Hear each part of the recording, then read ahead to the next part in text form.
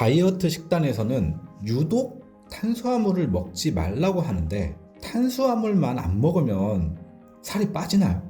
그리고 살이 빠진 후 다시 탄수화물을 먹으면 살이 다시 원래대로 돌아가나요?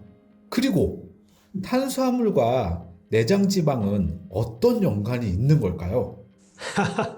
탄수화물에 대한 불만이 많으신 것 같은데요. 탄수화물 하면 밥, 빵, 떡, 면 이런 것들로 많이들 알고 계시지만 이것은 탄수화물의 한 종류를 이야기하는 것이고요. 탄수화물의 뜻은 탄소와 수소와 산소가 화학적으로 결합된 화합물이라는 뜻입니다. 일반명으로 이야기하자면요. 전분 또는 농반이라고 하는 것인데요. 탄수화물 자체가 화학적으로 만들어진 물질이기 때문에요. 화학 물질은 나쁜 것이다 라고 생각하시는 것은요. 잘못된 생각입니다. 지방도 단백질도 비타민도 모두 다 화학적으로 만들어진 물질들입니다. 요즘 다이어트에 관심이 많으신데요. 불과 몇 년 전만 해도요. 다이어트의 적 하면은 지방이라고 이야기했었는데 이제는 탄수화물이 적이라고 많이들 이야기하는데 어떤 것이 맞는 이야기일까요? 정답은요. 둘 다 틀렸습니다가 정답입니다. 다이어트의 적은요. 많이 드시기 때문에 문제가 되는 것입니다. 탄수화물뿐만 아니라 드시는 것을 줄이시면요. 살은 빠집니다. 그리고 살이 빠진 후에 탄수화물을 드시면요. 지방보다도 더 문제가 되는 요요 현상을 더 많이 일어나게 됩니다. 오늘은 탄수화물에 대한 전반적인 이야기를 해드리도록 하겠습니다.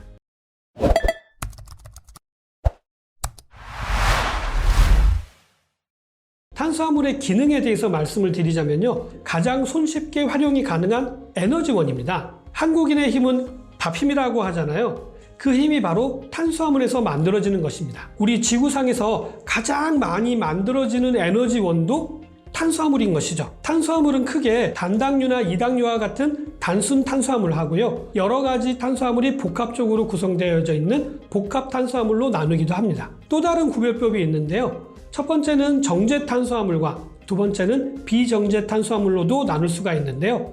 정제 탄수화물의 경우에는 탄수화물을 정제하여서 소화가 용이한 반면에요. 혈당을 빠르게 올렸다 떨어뜨리기 때문에요. 혈당 스파이크 현상이 일어나기가 쉬운 탄수화물을 이야기하는 것이고요. 포만감이 적어서 과식 또는 폭식으로 이어질 가능성이 높습니다. 그러나 비정제 탄수화물의 경우에는요. 일명 착한 탄수화물이라고도 불리는데요. 여러 가지 성분이 결합된 형태라서 혈당이 서서히 올라가게 됩니다. 혈당이 서서히 올라가게 된다는 것은요. 음식이 천천히 소화되도록 도와주고요. 포만감을 오래 유지할 수가 있기 때문에 혈당이 천천히 올라가게 되는 것이고요. 혈당을 조절하는 호르몬인 인슐린 분비도 과도하게 자극되지가 않아서 췌장에 무리를 주지 않게 되는 것입니다. 보통 정제 탄수화물은 도정이 된 쌀에 비유가 되고요. 비정제 탄수화물은 현미로 비유가 되는데요. 치과에서 이야기하는 것이 바로 GI 지수가 되는 것입니다. 당뇨가 있으시거나 아니면 다이어트를 하셔야 하는 분들은요.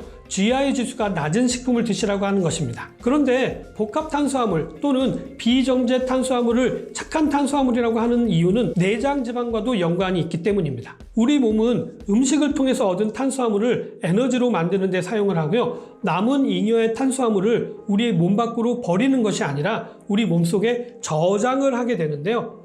피하 지방과 내장 지방의 형태로 축적을 하게 됩니다. 이러한 일들을 지휘하는 호르몬이 있는데요. 인슐린이라고 하는 호르몬입니다. 인슐린 호르몬이 과도하게 분비가 되게 되면요. 탄수화물을 지방으로 절환하여서 살을 빼고 나서 탄수화물을 많이 드시게 되면요. 요요 현상이 훨씬 더 심하게 나타나게 되는 것이죠. 이렇게 만들어진 지방은요. 염증 세포를 생성해서 전신에 퍼지게 되는데요.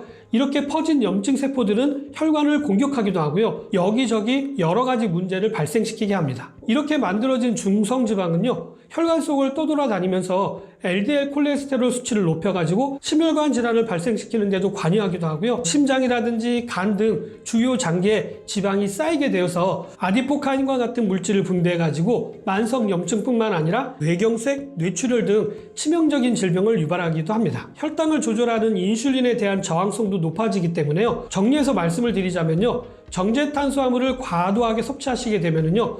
빠르게 소화 흡수되면서 혈당이 급격하게 올라가게 됩니다. 이 과정에서 췌장에서는 혈당을 낮추기 위해서 인슐린을 과도하게 분비하게 되는데요. 과도한 탄수화물과 과도한 인슐린이 탄수화물을 지방으로 전환시켜서 우리 몸과 내장에 쌓아두게 되는 것입니다. 인슐린이 과도하게 분비되게 되면요, 혈당은 정상으로 유지되는 반면에 공복감과 더 많은 탄수화물, 즉 더 단맛을 먹고 싶은 충동을 높게 만드는 결과를 만들어내는 것이죠.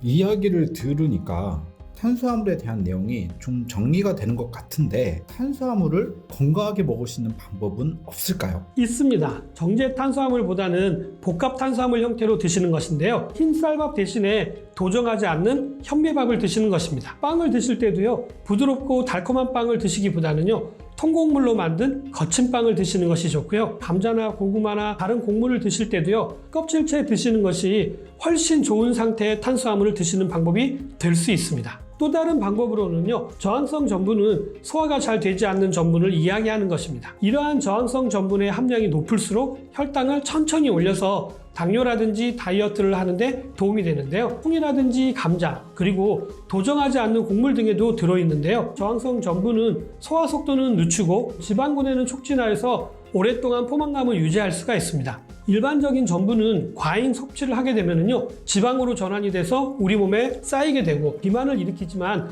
저항성 전분의 경우에는요, 다이어트와 당뇨를 예방하는 데도 도움을 줍니다. 이뿐만 아니라 저항성 전분의 경우 식이섬유가 약 30에서 많게는 90% 정도 함유가 되어져 있어서 상부 소화기관에서 소화되지 않고 대장으로 이동하는 특성을 가지고 있습니다. 저항성 전분이 있는 식품들은요, 혈당을 높이지 않기 때문에 일부러 만들어서 드실 수도 있는데요. 그 방법은 밥이나 떡이나 빵이나 옥수수라든지 감자 같은 것들을요, 냉장고에 넣어두셨다가 드시는 것입니다. 쌀을 익힌 밥이라든지 찐 감자와 같은 포화된 전분을 냉장고에 넣어두시게 되면요, 저항성 전분으로 변성이 되기 때문에요, 같은 양을 드셔도 혈당이 덜 올라가게 되고 살이 덜 찌게 되는 것입니다. 탄수화물 식품을 냉장고에서 하룻밤 정도 넣어두셨다가 드시면 되는데요.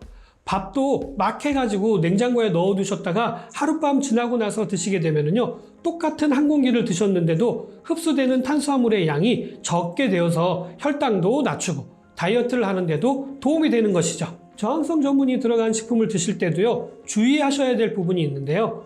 저항성 전분이 함유된 식품만 드실 경우에는요, 영양 불균형을 초래할 수가 있습니다. 그렇기 때문에 저항성 전분을 위주로 한 탄수화물, 단백질, 지방은요, 5대 3대 2 정도의 비율로 섭취하실 것들을 권장하고요. 하루에 25g 이상 섭취하시게 되면요, 철분이라든지 칼슘, 칼륨 등의 미네랄 흡수를 방해하기 때문에 약 20g 이하 정도 드시는 것들을 추천해 드립니다. 오늘은 탄수화물에 대해서 오해하고 계시는 부분에 대해서 정리를 좀 해드렸는데 어떻게 도움이 되셨나요? 탄수화물만 줄인다고 해서 다이어트가 되는 게 아니라는 사실도 굉장히 중요하고요. 요요 현상을 일으키는 원인 중에 하나가 바로 탄수화물이 차지하는 비율이 크다라는 사실만 기억하셔도 큰 도움이 되실 것입니다. 오늘 내용은 여기까지고요. 저는 다음 시간에 좀 더 좋은 내용 가지고 다시 찾아뵙도록 하겠습니다. 감사합니다.